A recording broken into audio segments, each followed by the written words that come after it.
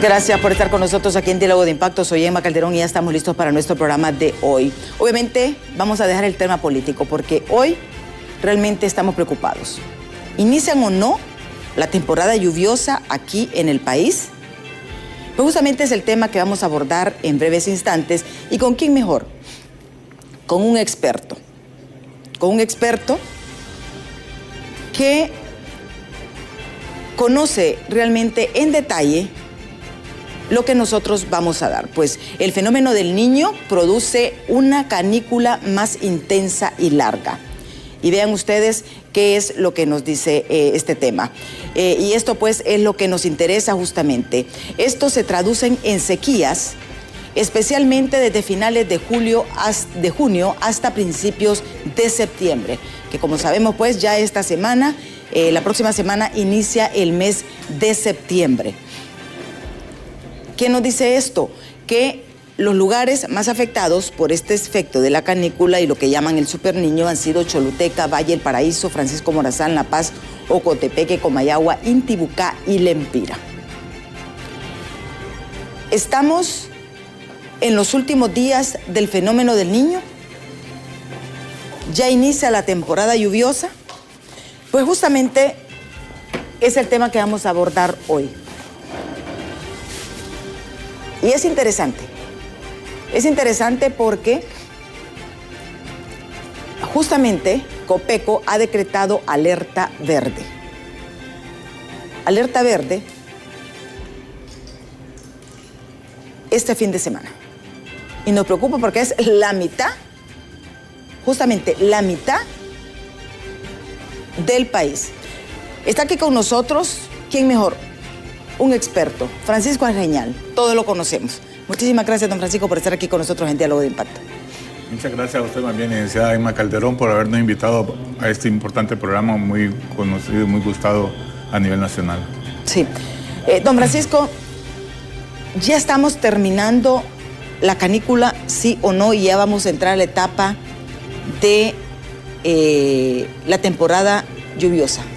Sí, ya prácticamente pues con las lluvias que se han presentado a nivel nacional durante esta semana, ya prácticamente se marca la finalización de la canícula, porque a partir de ahora en adelante pues ya vamos a tener mayor influencia de vaguadas, de fenómenos de ondas tropicales. Las ondas tropicales que van a estar pasando van a tener una mejor organización y nos van a dejar más lluvia.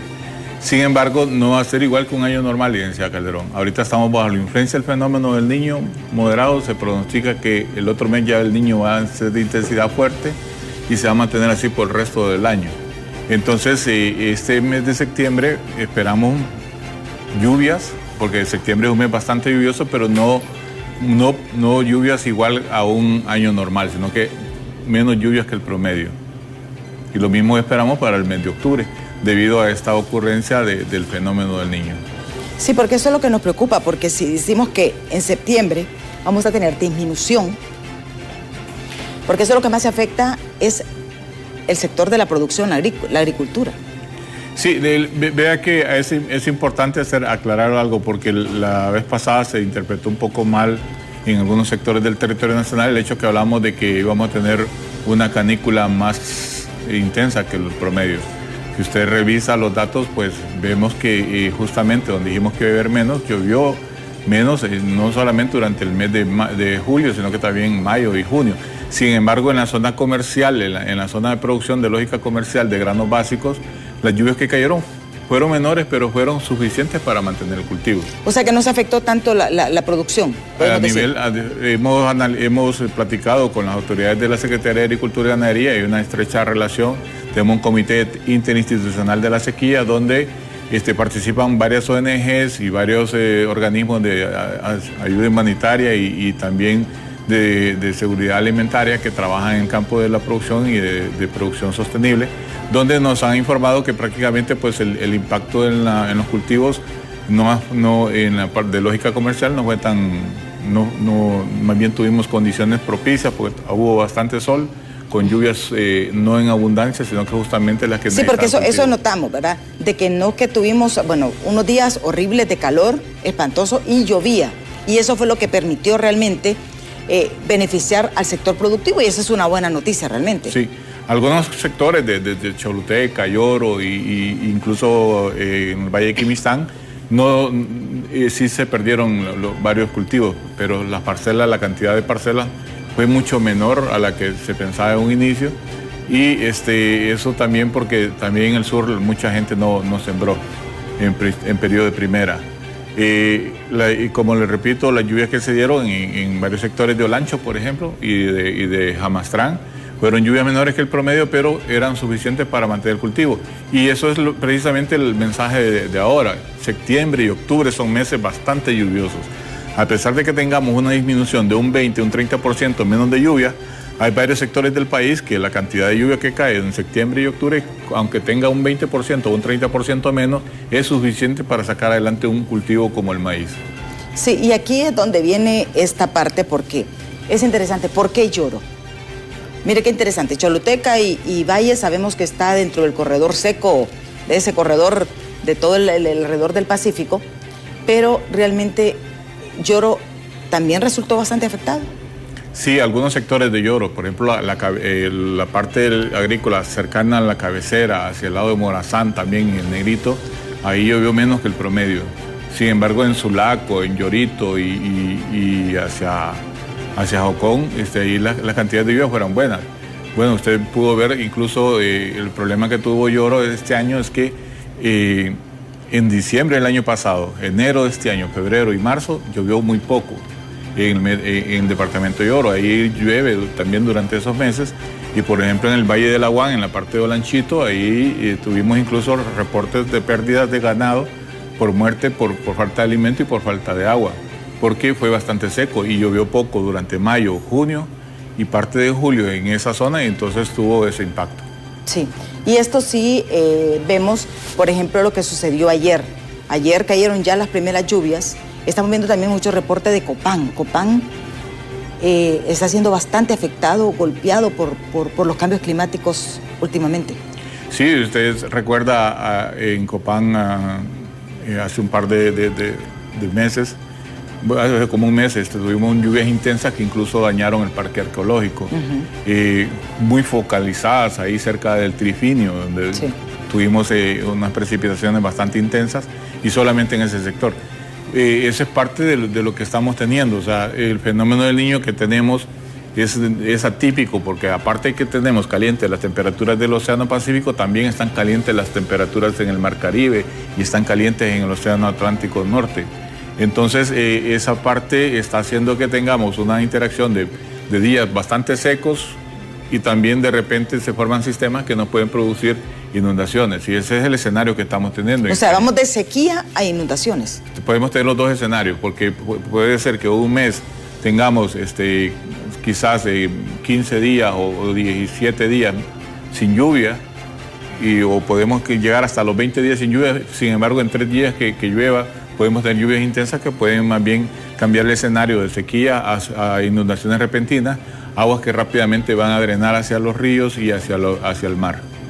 Y esto es lo peligroso, porque la situación de vulnerabilidad del país es bastante alto.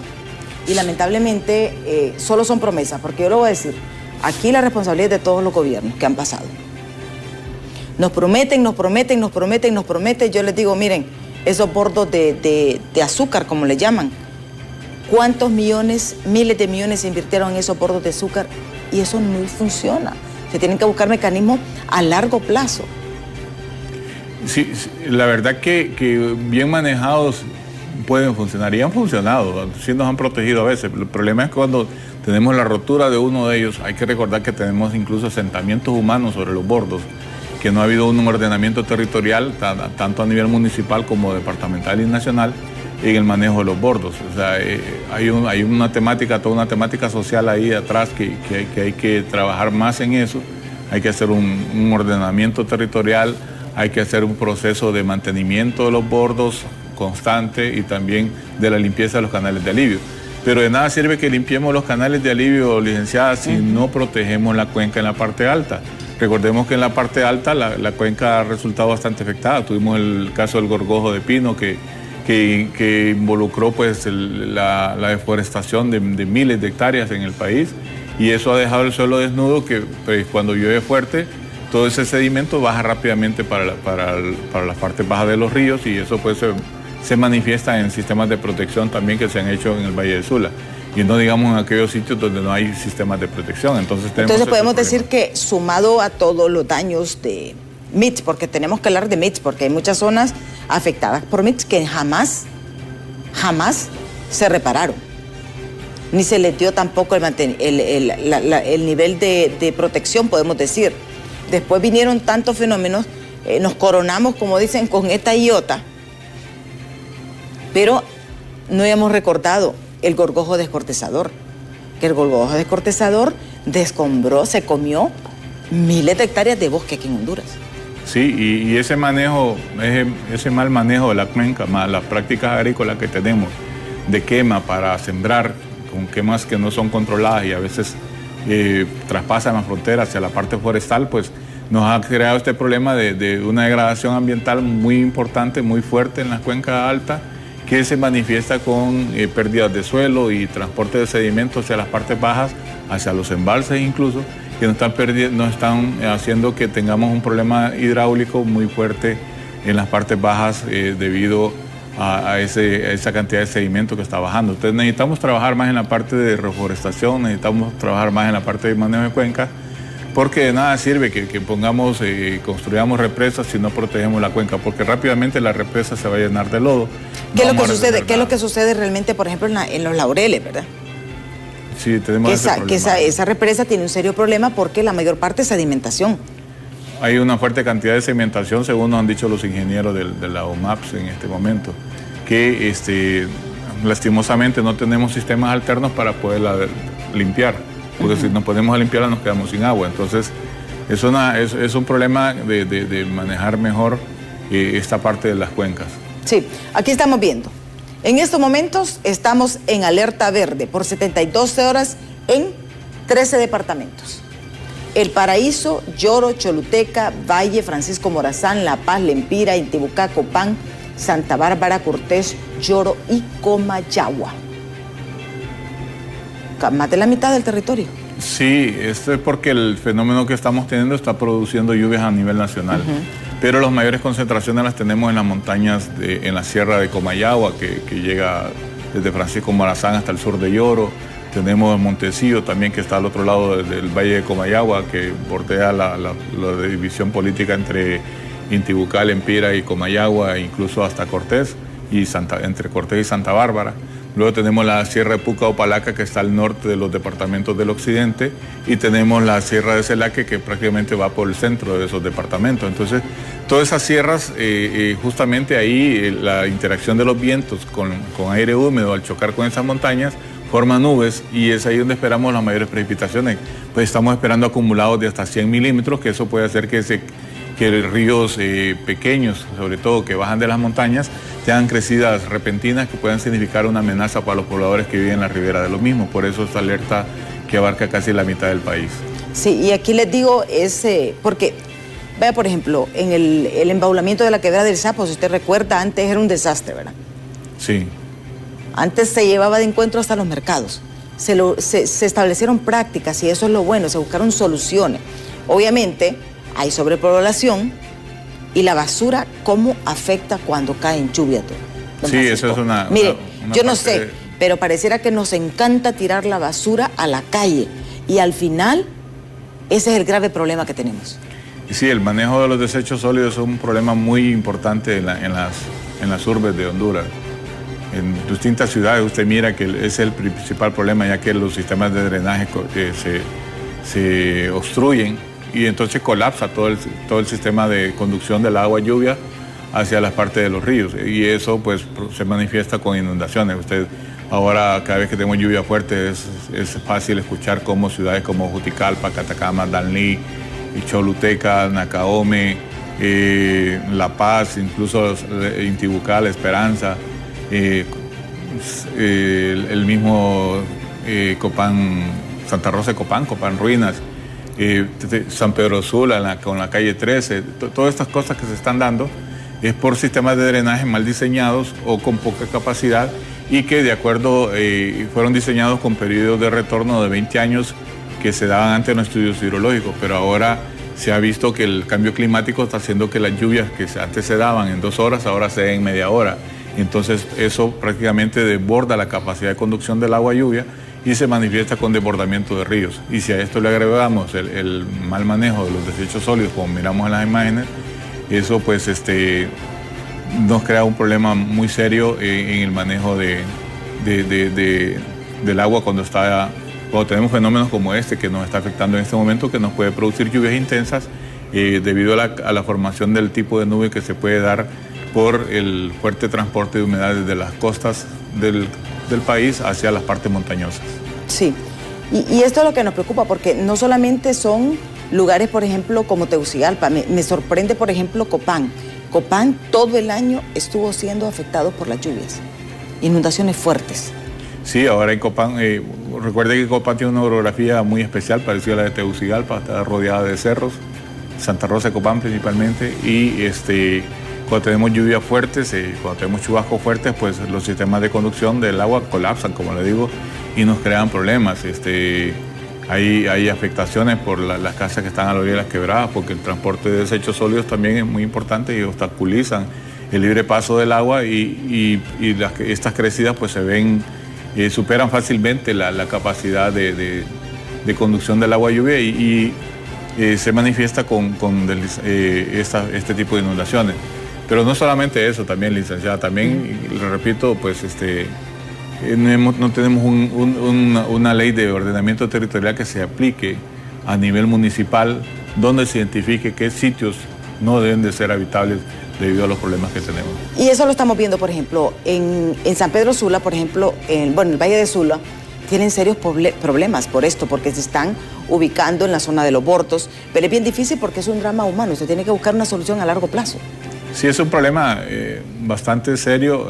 Sabemos que pasa por las capacidades económicas, que es un problema socioambiental, si lo podemos llamar así, donde necesitamos primero que la sociedad alcance mejores estadios de bienestar para tener acceso a lugares donde no son vulnerables a estar siendo afectados por crecidas de quebradas o por deslizamientos que se dan en algunos terrenos que son muy susceptibles a deslizamiento, especialmente en las laderas de las montañas que tenemos alrededor de las principales ciudades del país. Sí, y aquí los riesgos, para usted, por ejemplo, ¿cuáles son las ciudades que están mucho más en riesgo en estos momentos? Porque tengo entendido también que, gracias a Dios, es un departamento con muchas afectaciones. Sí, las ciudades con mayor afectación, pues, dado la migración rural a la parte urbana, son las grandes urbes que tenemos en el país. Tegucigalpa y San Pedro. Tegucigalpa y San Pedro Sula. Más Tegucigalpa por el tipo de suelo que tenemos. Para la parte de deslizamiento, pero para la parte de inundaciones, pues la parte del Valle de Sula también tenemos ese problema de gente de asentamientos urbanos, en la parte de los bordos. También tenemos invasión a zonas donde históricamente han sido inundables. Y tenemos entonces ese drama de que cada vez que llueve y que suben las lluvias, pues tenemos problemas como aquí, por ejemplo, aquí estamos viendo, por ejemplo, estas imágenes son de Copán. Sí, eso. De Copán Ruinas. Ahí es la entrada. Imagínense el nivel que llegó. Y ahí, lamentablemente, mire, o sea, es algo impresionante. Sí. Y aquí fue donde se destruyó todo el Parque de las Guaras. Sí, donde lamentablemente falleció una, tengo entendido. Y esto realmente preocupa, pues, porque como dicen, parchamos por un lado, pero nos aparece por otro. Sí, este es el escenario. Si usted se fija, ese puentecito, por ejemplo, hay una bajada de este lado y hay otra bajada del otro lado del puente. O sea que se construyó tratando de abaratar costos. Lo más lógico hubiera sido que tuviéramos un puente al mismo nivel de las dos calles, o sea, que tuviera una mayor altura. Si a esto nada más, viendo la parte, si usted mira el agua al lado izquierdo, el nivel está mucho más bajo, más alto, perdón, que el lado derecho. Eso es lo que refleja que hay obstrucción del paso ahí abajo. Entonces, esas cosas es por mal manejo de las cuencas, eso es parte del mal manejo de la cuenca, y eso es también un diseño que no se pensó con una mentalidad futurista de que el calentamiento global nos está haciendo que las lluvias de este tipo, que se dan en poco tiempo, se van a volver más frecuentes con el tiempo. Sí. Y nos sorprende cada vez que, yo no sé, pero Copán, cada vez, nuestro corresponsal, por ejemplo, Ricardo Orellana, siempre nos manda información y realmente impresiona.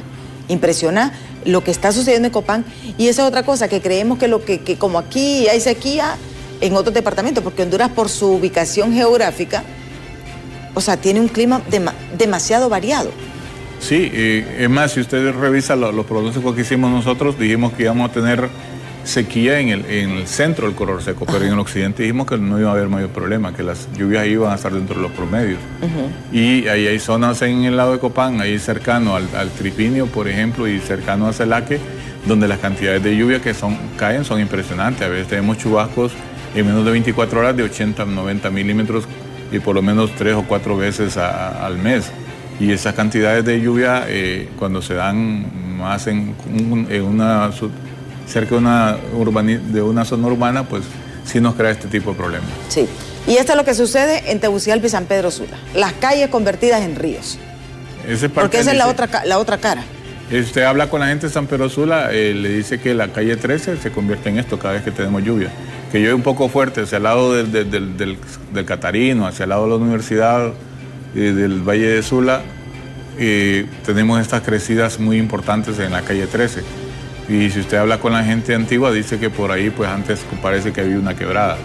Entonces la quebrada busca su cauce. Claro, el agua busca un cauce por donde ir, y si hemos quitado bosque del merendón para construir, o hemos quitado suelo desnudo para poner pavimento, esa agua que antes caía y bajaba más lentamente, ahora baja más rápido. Aparte que también, como le repito, ahora hay unas mediciones, no solamente a nivel nacional, sino que a nivel mundial, y especialmente en los trópicos, donde las lluvias que antes se daban en 2 horas, ahora se dan en media hora. Y esto llama la atención. ¿Por qué?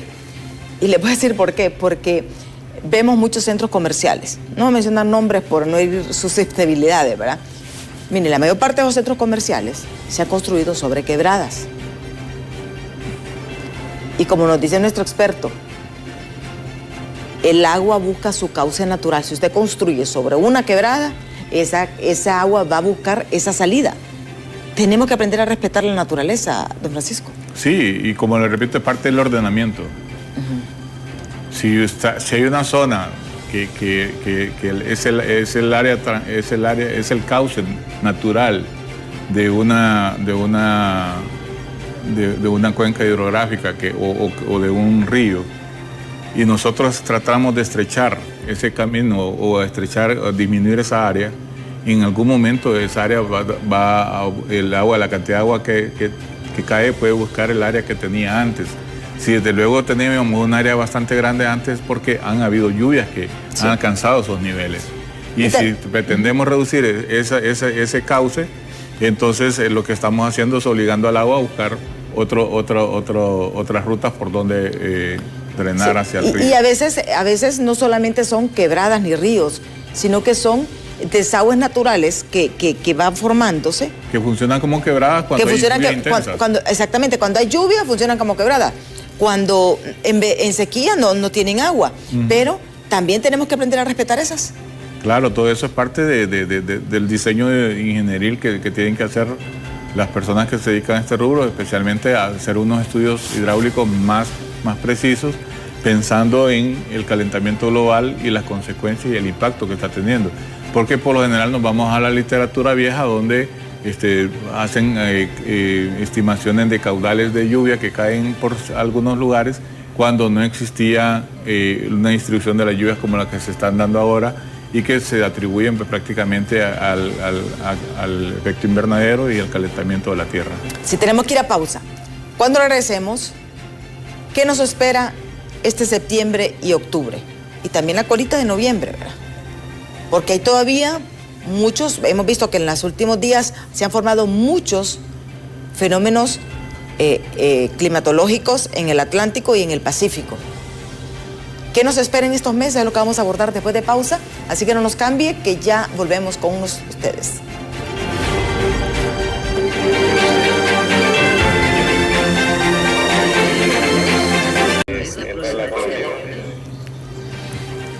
Estamos en esta entrevista con Francisco Argeñal, de Cenaos. Pues estamos bajo alerta verde en estos momentos en más de la mitad del territorio nacional. Y sí nos preocupa porque venimos saliendo del periodo de la canícula, que fue bastante intenso. Yo le voy a ser sincero, la semana pasada eran unos calores insoportables. Está bastante caliente. Sin embargo, no ha sido el año más caliente. No ha sido el año, pero sí se sentía. Por lo menos las temperaturas de julio las comparamos con la histórica y no nos salía, solo en algunos sectores de Santa Bárbara nos salía que sí había superado. Lo que sucede que también, porque como había sequía, la sensación térmica se sentía mucho más fuerte. Tal vez por eso. Pero eso nos preocupa. Pero hay datos interesantes. Usted en el primer segmento nos decía algo importante. Y el mayor problema que se tiene en las zonas de mayor riesgos es el reordenamiento territorial, porque lamentablemente las alcaldías no llevan un plan de urbanizaciones. Y decir, por ejemplo, a la orilla de los Bordos, tanta franja no se debe de construir absolutamente nada. Entonces, y esto es lo que más afecta y por eso tenemos estos resultados. Nos hablaba también de que el gorgojo descortezador afectó grandemente y eso permite mayor circulación de sedimentación con cualquier lluvia. Sí. Pero ahora bien, ¿qué nos espera para septiembre y octubre? ¿Qué es lo que ya tenemos? Porque si estamos viendo, por ejemplo, estas imágenes del Centro Nacional de Huracanes, donde están los fenómenos naturales que están formándose o ya están formados aquí cerca de nuestro territorio, don Francisco. Bueno, el fenómeno esa área roja que está pintada sobre el Caribe de Honduras, es precisamente lo que se podría originar dado el sistema de baja presión que teníamos en el Pacífico, que está emigrando ahorita hacia el centro del territorio nacional. O sea que viene del Pacífico para el Atlántico. Sí, para el Caribe, pero es que se desorganiza el sistema de baja presión. Pero de la circulación que estaba, entonces tiende a formar un sistema de baja presión ahí en el Caribe de Honduras, que podría ser más bien hacia el Golfo de Honduras, donde se estaría formando un sistema de baja presión en las próximas 48 horas. Y este sistema estaría empezando a subir ya a partir del lunes hacia el canal de Yucatán, que se le conoce así, a la parte entre Cuba y Yucatán, en dirección hacia el Golfo de México. Eso nos va a permitir seguir teniendo lluvia por lo menos por las próximas 72 horas. Nada más que los mayores acumulados se esperan para la noche de hoy, la tarde y noche de hoy, es cuando esperamos los mayores acumulados de lluvia que se estarían dando en la parte central y occidental. Que por eso es que tenemos la alerta verde que el ministro Darío García ha declarado para el territorio nacional. Sin embargo, este es el escenario que tenemos para ahorita. Como puede ver, la mayor actividad se ha dado en el Océano Atlántico abierto, no en el Mar Caribe precisamente. Solo tuvimos el paso de Franklin que salió del Caribe hacia el Atlántico, cruzando sobre la isla de la Española, donde está Haití con República Dominicana, y en República Dominicana ese fenómeno dejó más de 250 milímetros. Las cantidades de lluvia que nos estaría dejando nosotros el sistema de presión que tenemos a la izquierda, que tenemos cerca de Honduras, estamos hablando de 100 milímetros diarios aproximadamente.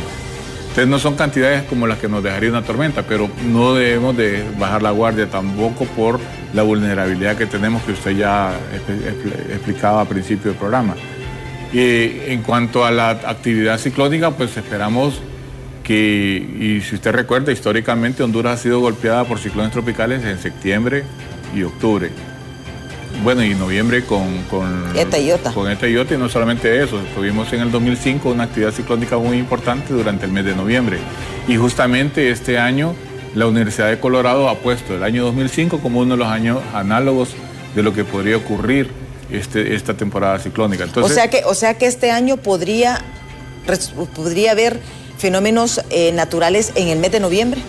Sí, precisamente eso es lo que le quería comentar. Septiembre no se mira tan fuerte con actividad ciclónica para nosotros, pero si analizamos los pronósticos, los modelos dinámicos de pronóstico, miramos que para el mes de octubre y el mes de noviembre como que se favorecen las condiciones en el Mar Caribe para la formación de ciclones tropicales, y eso es muy peligroso porque tener la combinación de un sistema tropical con un sistema frontal, ese nos da alto riesgo de inundaciones en el norte.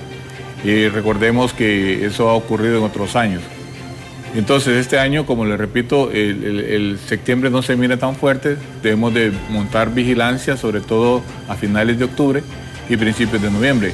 Y recordarle a la población del norte que septiembre, noviembre, diciembre y enero son meses bastante lluviosos y que este año podríamos tener un escenario de tener inundaciones en la parte del litoral caribe, no en el Valle de Sula precisamente, sino que en los ríos que nacen en las montañas del norte. Estamos hablando de los ríos que pasan por Omoa, que pasan por Tegucigalpita, que pasan por Choloma, los ríos que pasan por cerca de Tela, La Ceiba, Tocoa y otros lugares que están cerca de los ríos pequeños que nacen en las montañas del Caribe hondureño, que esos cuando tenemos frentes fríos pues son los que producen inundaciones en esa parte.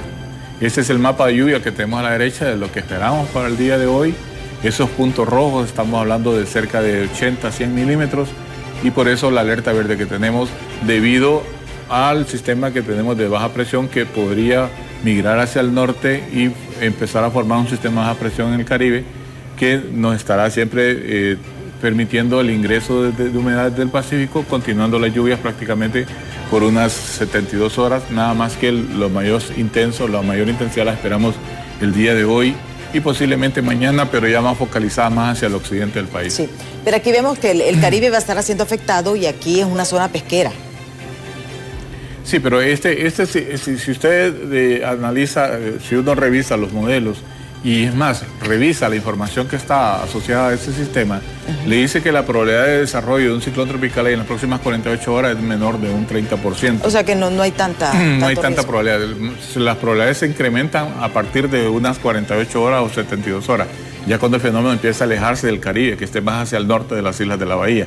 Por lo tanto, el impacto no es tan fuerte para nosotros. Sí, es bueno porque nos va a permitir que la canícula se termine a nivel nacional, que las lluvias que se estén dando permitan ya tener cierta cantidad de humedad en el suelo que haga posible ya el inicio de siembra de postrera. Mire, cuando nos muestran estos mapas, nos gustaría que nos explicara los colores, porque creo que aquí se trata de aprender.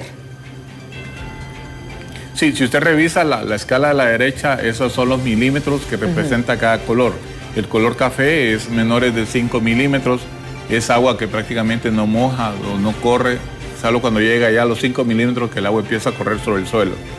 Y de 5 a 10 milímetros el color celeste que está ahí, ya los verdes estamos, el azul llega hasta 20 milímetros, los verdes estamos hablando de 20 hasta los 40 milímetros, los amarillos de 50 a 60, el naranja de 60 a 80, y ya el rojo estamos hablando de valores cercanos a los 100 milímetros. Como puede ver, hay valores rojos. Hay valores rojos en la montaña de Santa Bárbara, en la montaña de Montecillos, en Celaque, en Pucallpalaca. Y los ríos que nacen justamente en esos lugares es que podríamos tener crecimientos de los mismos.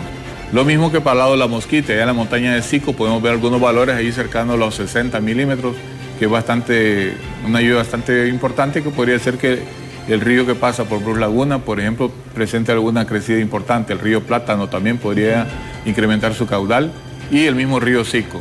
Por lo tanto, es un fenómeno que nos está produciendo lluvias a nivel nacional, pero los acumulados más importantes están hacia la zona centro y occidente, por eso la alerta verde prácticamente a la mitad de Honduras. ¿Estos puntos rojos serían Santa Bárbara, Comayagua, cercanos a Comayagua, y tenemos cercanos entre Lempira, Santa Bárbara y Copán, y también Ocotepeque, donde tenemos sus máximos de lluvia. Sí. Y esto para que ustedes vean, ¿verdad? Porque lo que trato es de que nos ubiquemos. No es en todas las zonas, pero va a haber intensidad de lluvia, porque estamos viendo que casi todo está cubierto con el azul más profundo, que es mayor cantidad de agua. Entonces, pero sí es importante que se tomen, aquí lo vemos, para que ustedes vean, ¿verdad? Entonces, los puntos rojos son los que van a tener gran cantidad de agua. Y ojo con estos pobladores, porque hay que tener cuidado, porque también llueve en un sector, pero ese río busca su cauce. Entonces, va a inundar la zona que tenga cerca. Y por eso es que posiblemente el río Ulúa pueda presentar una crecida importante a partir de mañana, dado los montos de lluvia que esperamos para hoy e incluso mañana. Y el río Ulúa podría crecer ya para el sábado y el domingo. Y entonces podríamos no confiarnos, porque si miramos ahí la parte de San Pedro Sula con poca agua, la alerta verde del departamento de Cortés, por ejemplo, se debe a las lluvias que se pueden dar en San Francisco de Yojoa, que se pueden dar hacia el lado de San Manuel, San Antonio, y también por las crecidas que puede tener el río Ulúa, dadas las lluvias que se pueden dar en el occidente, donde nacen varios afluentes que van hacia ese río y que desemboca pues en el departamento de Cortés.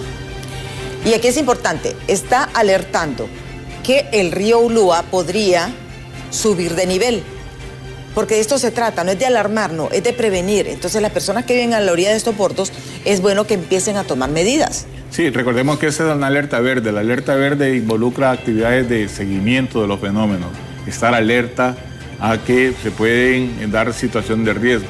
No significa una situación de riesgo propiamente, sino que hay una alta probabilidad de que se den algunas situaciones de riesgo, y entonces es importante vigilar las zonas de deslizamiento, las zonas de inundación y también las partes muy aledañas a los ríos y quebradas que nacen en esa montaña, porque podrían tener crecidas repentinas.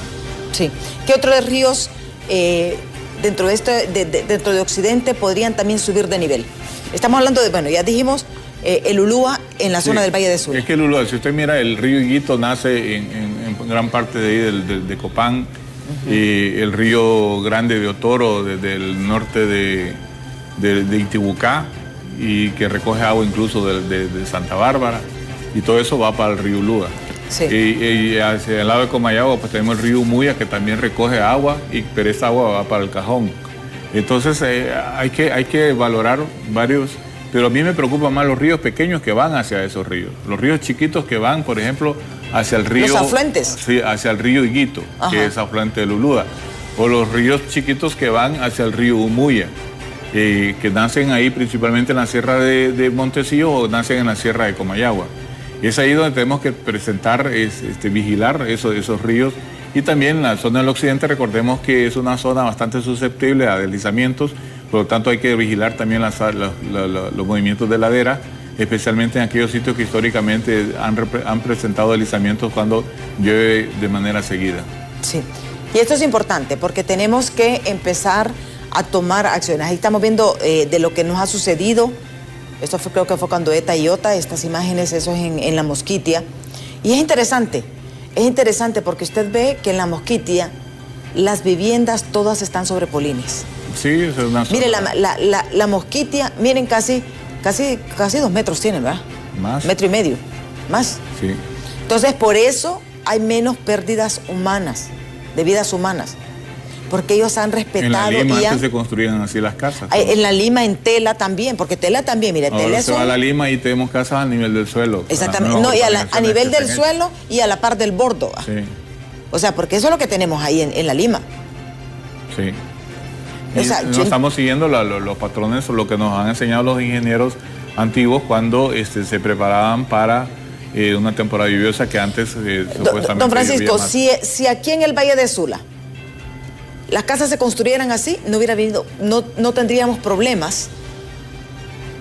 No siempre sean tan graves los problemas de problemas. Comunicación, pero la gente no se vería en riesgo de perder sus bienes y también no ser sorprendido por una crecida en la noche que pueda atentar contra su propia vida. Entonces son condiciones que se dan de mayor seguridad para la población. Hacer este tipo de viviendas en todo el Caribe hondureño era común ver ese tipo de infraestructura donde la gente pues le habían enseñado a construir sobre polines porque son zonas inundables. Sí. Interesante lo que nos ha dicho realmente don Francisco Arriñal.